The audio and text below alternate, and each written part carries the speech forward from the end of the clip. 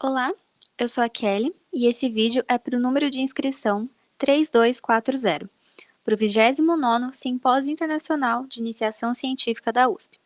O tema da pesquisa é sobre a permeabilidade mínima de espécies de madeira para a produção de elementos estruturais de madeira laminada colada. Foi em conjunto com o orientador Francisco Antônio Rocular e a colaboradora Bárbara Branquinho Duarte. O problema de pesquisa ele envolve a ABNT NBR 7190, que na sua prescrição de norma não é feita nenhuma menção sobre a permeabilidade para a produção de madeira laminada colada. Então, não tem nenhum valor mínimo que determine esse parâmetro para a produção desses elementos estruturais. No mercado existem novos adesivos, então é muito importante que a penetração desses adesivos esteja em função da permeabilidade, porque eles devem possuir um desempenho suficiente para serem aplicados às estruturas.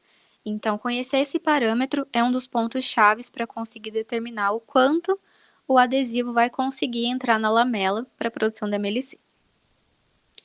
Bom, como objetivo da pesquisa, tivemos que realizar alguns ensaios laboratoriais com a madeira do gênero Pinus.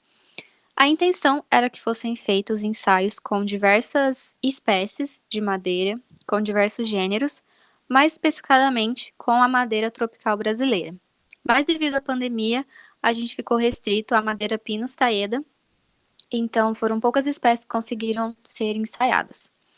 Mas, no caso, os ensaios eles vieram para determinar a permeabilidade mínima da espécie para a produção da MLC, mas além disso também levantaram alguns dados que possibilitaram a análise sobre a influência dos tratamentos que a madeira sofre para proteger sobre ataques biológicos e tudo mais.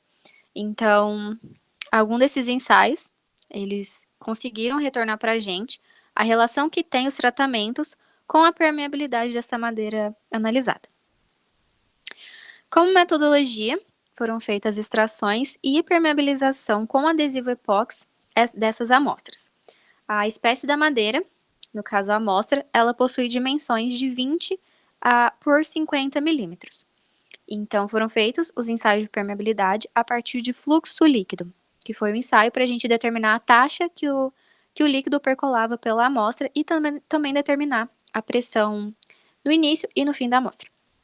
Além disso, foi possível foram feitas as análises, de diferença de permeabilidade das amostras que passaram pelo tratamento CCA base óxida em relação àquelas amostras que não passaram por tratamento. Então, como metodologia, foi feita a análise dessa diferença entre os dois conjuntos de ensaio.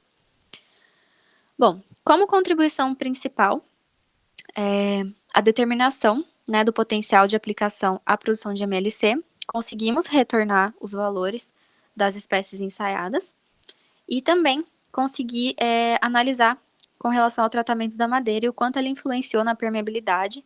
Então, foi possível notar que houve uma redução da permeabilidade nas madeiras tratadas, muito provavelmente devido aos poros terem sido obstruídos ou entupidos por conta do tratamento. E, além disso, comparando as espécies já utilizadas no mercado, aquelas amostras com permeabilidade mínima equivalente às obtidas, elas podem ser aplicadas para MLC. Então, como o Pinus taeda já está sendo implementado na produção dessa estrutura, é muito importante que as madeiras possuam esse mínimo equivalente. Mas, além disso, é importante que a gente também ensaie várias outras espécies e também uma quantidade maior de amostras para conseguir determinar de fato a permeabilidade dessa espécie. Porque uma quantidade pequena é feita uma média dessa permeabilidade, então quanto mais amostras tiverem de uma só peça, é muito melhor para a gente conseguir determinar a permeabilidade dessa espécie. Bom, muito obrigada. Agradeço a oportunidade do Cicusp e também da USP, além também do Departamento de Estruturas que forneceram todo o laboratório para a gente conseguir desenvolver pesquisa e também a oportunidade de bolsa, e também ao meu orientador Francisco e também a colaboradora Bárbara. Muito obrigada.